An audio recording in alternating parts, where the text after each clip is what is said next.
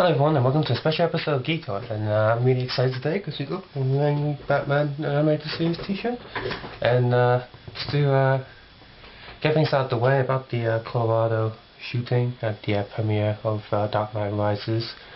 For those family condolences, rest in peace, and religious or not, they're at a better place, and as for the murderer, if he has issues, hope they fix him.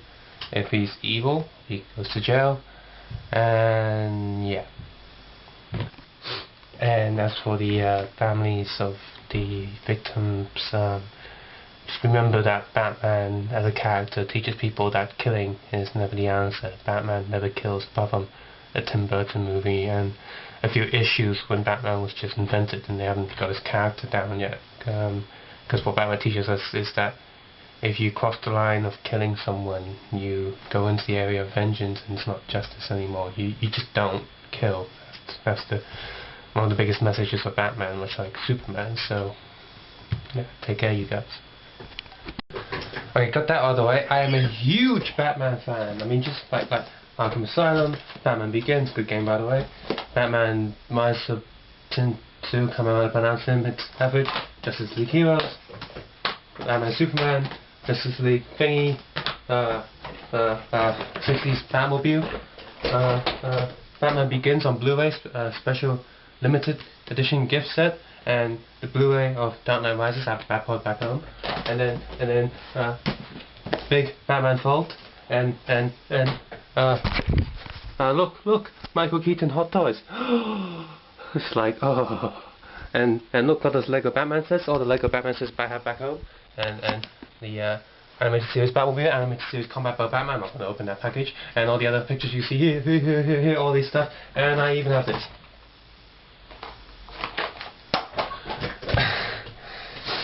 So yeah, you can see I'm insanely hyped, and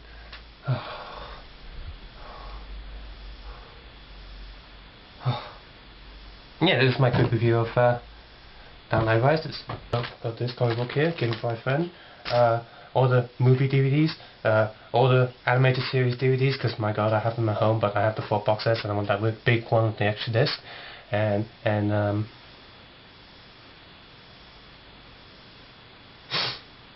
different archives of those comic books like Nightfall, Venom, Batman vs. Dracula, Batman vs. Predator. Oh my god, that's so fun. And just a bunch of comic books. I have the photos of them because it's just in my bookshelf somewhere. And yeah, whew. I just come back seeing the film. The first half of this review is going to be spoiler free. Second half is going to be spoilers. So, and I'll give you a warning and whatnot. This is my face before I went to see the movie. Batman is so cool. And yeah, this is me before I see the movie. This is me after I've seen the movie.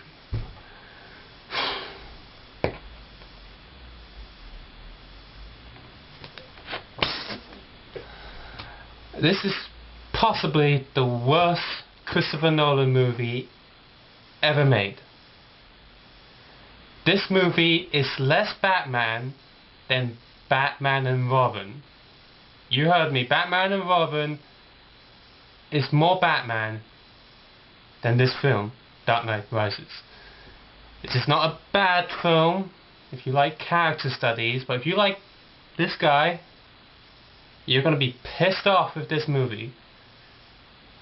I still like it, but now, I don't usually get caught up with hype or the press and stuff, but I like Batman. I went into this movie the same way I went into The Dark Knight thinking, oh, it's a Batman movie. I just really wanted to see a Batman movie. And all that Heath Ledger hype crap, I was like, who the hell is he? Did they finish the film before, it might sound mean, but did they finish the film before filming the movie before he passed away? Tragic. And I cared more about the film because I don't know these people. But the person died because it's bad, so of course, I don't care on a personal level, but Batman I care on a personal level because it's part of everything I know. The problem with this film is that Batman's not really in it that much, and when he is in it, it doesn't deliver. You want him to fight Bane, and he does twice properly, but it doesn't feel epic. the iconic shot that was taken from the books. I don't. This isn't spoiler because we all know that Batman gets beaten up once, but then he. We all know Batman's gonna win, but that famous shot with Bane breaking his back from the Nightfall comic is way more epic than in this film. This film is done in the flash. I'm like, what did I just see? Did he just do the iconic? It's the equivalent of having Doomsday beat Superman without any strength to it. If that makes sense. It's like, oh, Doomsday beat Superman? When did that happen? Did I just miss it? Don't see it in the cinema. It's not worth it. Like, get it on DVD. I'll wait for the No, get it on DVD. It's not. I'm not even sure it's worth the Blu-ray, because when I get a Blu-ray HD film or go to cinema, it's for spectacle. And, along with being a good film, Inception I got on Blu-ray, Dark Knight Batman Begins, I got, I'm gonna get Avengers on the Blu-ray because there's so much going on and really good. I even got Wallace and Gromit on Blu-ray because of the fine details of the stop motion. For this, if you're not a huge Batman fan, DVD will suffice. Because like I say, Bane's a good character. Catwoman is really Catwoman, and the other villains and other heroes, they're all good. It's just Batman's not Batman. It's almost like Empire Strikes Back to Return of the Jedi, but worse. You remember in Batman Begins?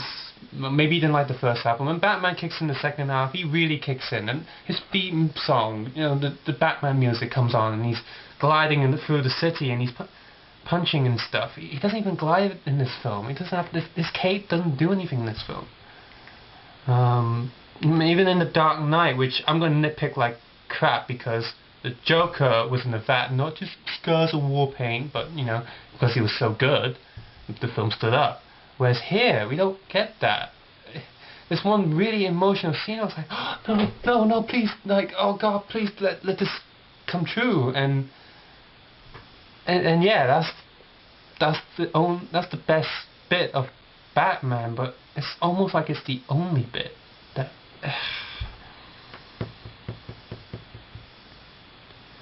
So yeah, it's without giving anything away with the film, it's alright.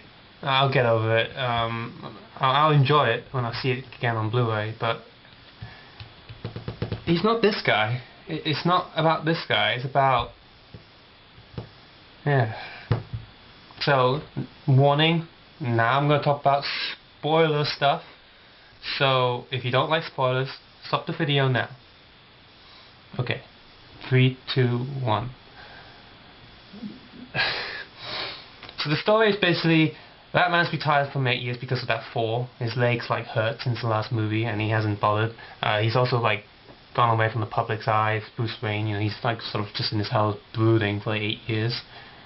And then comes along this woman who's a part of a different company who's been trying to invest in this machine that's going to be the first sort of clean resource without any pollution, which is great. You look at the books, the Wayne Industries would want to create something that will give clean and safe energy for whatever. It's like a fusion reactor that they've made. Of course, Bane at the start, if you've seen the 6-minute prologue, he catches this scientist guy who can turn that fusion into a bomb, which is what they used to first in the city.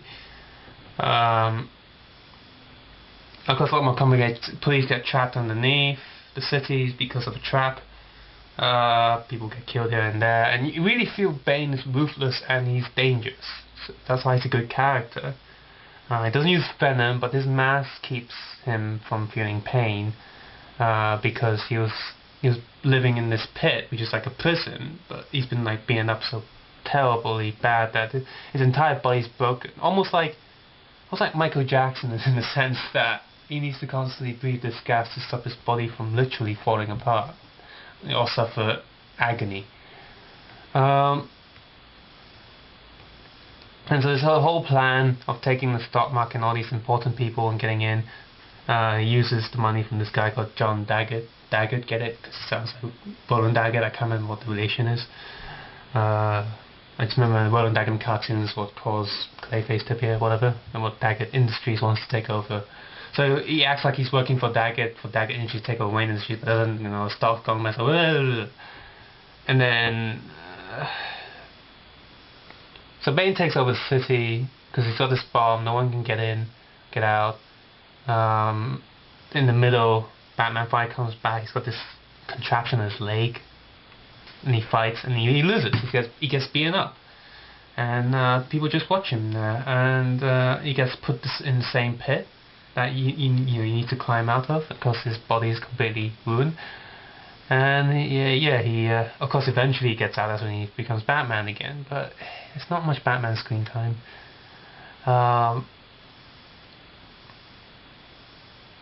Catwoman is good. Catwoman is really Catwoman. This is Selena Kyle we've been waiting for to see on the big screen. Not Michelle Pfeiffer. I mean, it's just okay for Tim Burton first, but actual Batman fans would like this Catwoman. No crappy Catwoman movie version. In this film, Catwoman is she's a thief, but she's looking for a clean start, and she fights well, and she is a hero at heart.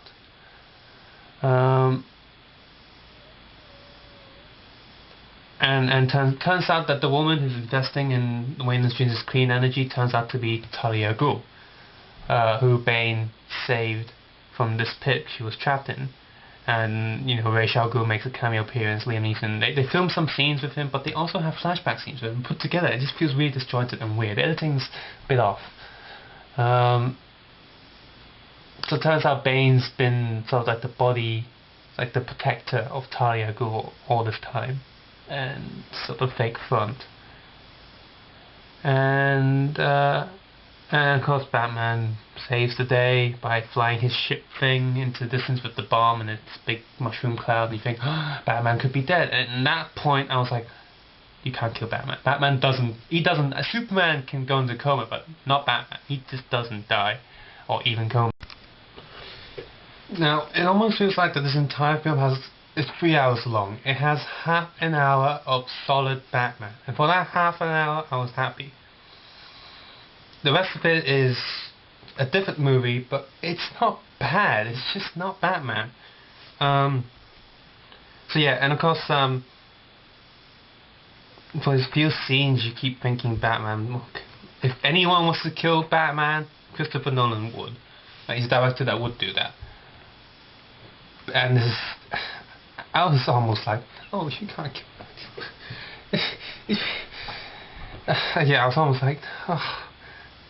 Damn, they killed Batman, and then turns out he's not dead. He's not dead. But he's not Batman anymore. The film resolves Batman's curse. He heals from his past, and he's good and well in a different country. Everyone thinks he's dead, but like in the first movie, Bruce Wayne can't hide from the rest of the world. But at least entire Gotham City knows Harvey Dent didn't. Batman didn't kill Harvey Dent. This gets revealed to the public when Bane is releasing all the prisoners from the prison, telling them this Harvey Dent act that they did, which Harvey Dent himself is a criminal, so his action sufficed in keeping all these criminals in prison. Scarecrow makes an appearance as like a fake judge and jury thing in this court, which is almost like one of the animated series where all the villains are in the court and Batman is being trialed. But yeah, Batman is alive and well in a different country. Talia al Ghul is a ruthless woman, just like in the comic books, but she doesn't love Bruce Wayne like in the books, just a bit different. She hates Batman for killing Ra's al Ghul. But Ra's al Ghul is not dead either. There's this whole hallucination scene where Bruce started having a nightmare or a dream where Liam Neeson has some new dialogue, but then a flashback to Liam Neeson and Batman Begins, which, like, again, is a bit weird. And so at the end of the film, Batman's not dead, but the main cop, played by the guy in Inception, I forgot his name,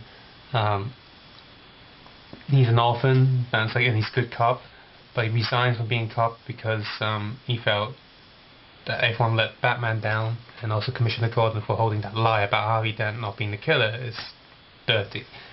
So he believes in the truth so much, and when he's claiming his items from like a storage facility, he gives his name. The computer doesn't no name, and he gives his real ID name, and his first name is Robin.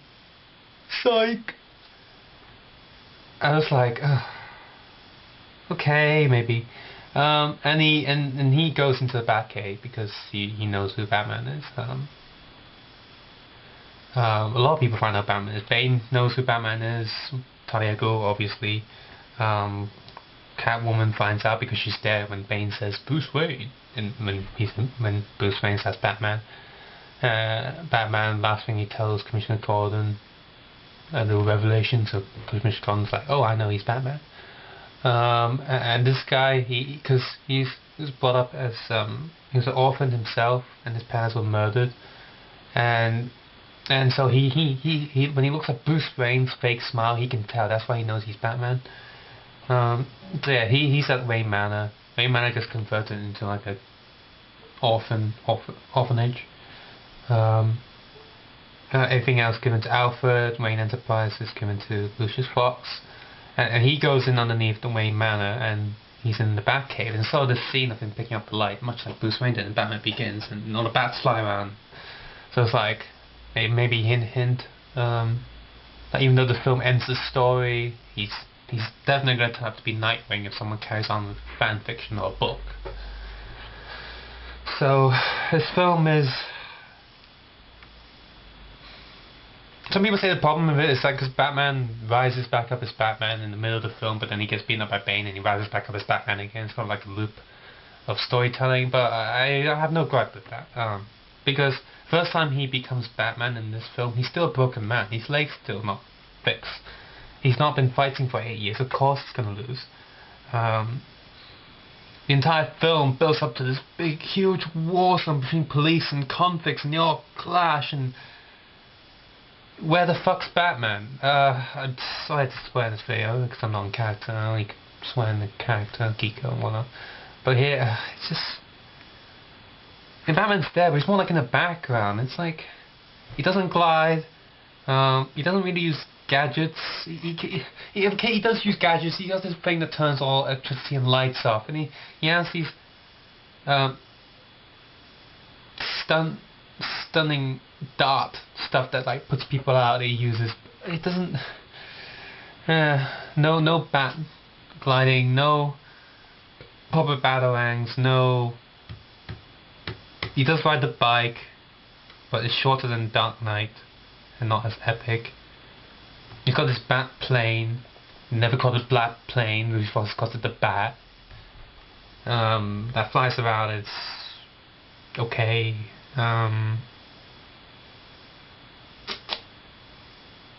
If they cut this film to 2 hours, it'd be a brilliant Batman film. You know, keep all the Batman stuff and cut all the other stuff out. Yeah.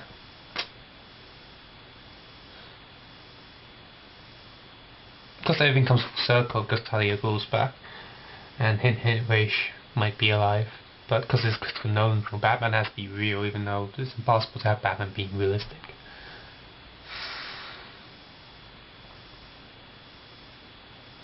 So final thoughts here. I'm just rambling now. Batman is a good. Dark Knight Rises is a good film, but a horrible Batman film. If you want a good Batman film, watch Batman Begins and Batman 1989. Kind of kills there. Actually, no. That's another thing in this film. One last thing.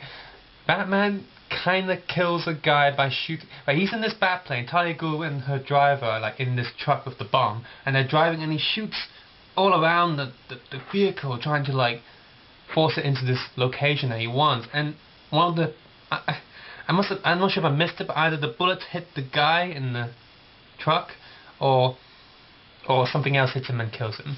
Talia Ghul dies by the truck crashing anyway, so it's like he kind of kills them. It's like, what? I know it's impending doom. It's like 11 minutes before the bomb blows up entire Gotham City, but But there's no repercussion of it. His mind doesn't go, oh damn, I killed it. You know, because in the books and the cartoons, Batman always finds a way around this. He doesn't kill anyone and he saves everyone.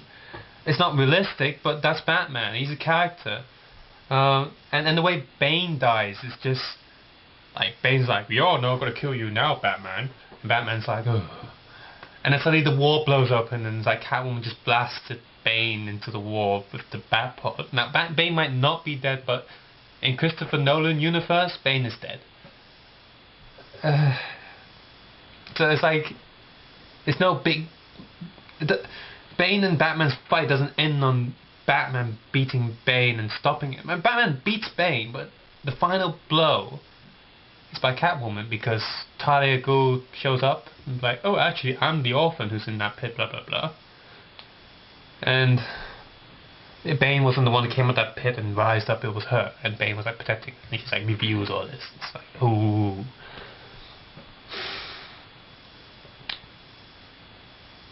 Yeah. I think some character called Robin is kind of dumb. So yeah, I give this film out of 10 6. Don't believe all the hype.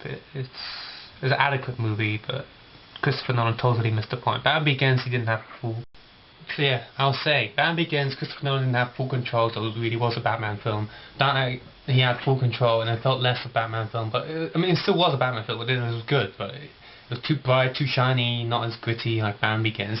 And here we have The Dark Knight Rises, which is even less Batman Begins and more the other bits of Dark Knight, just... So yeah. My favorite movies in Batman 1989 is my all-time favorite movie, and then the second one is probably Mask of the Phantasm, and then Batman Begins, and then Dark Knight, and then maybe Batman vs Dracula actually, and then somewhere down there is The Dark Knight Rises. So go see it if you must, but don't go in all giddy and stuff. And P.S. there was a Man of Steel teaser which genuinely looks like Superman is finally returning to the cinema with a bang, and not... I like Batman Returns, but it's like... But Man of Steel looks like it'll be good. So see you guys next time on a proper episode or whatnot, and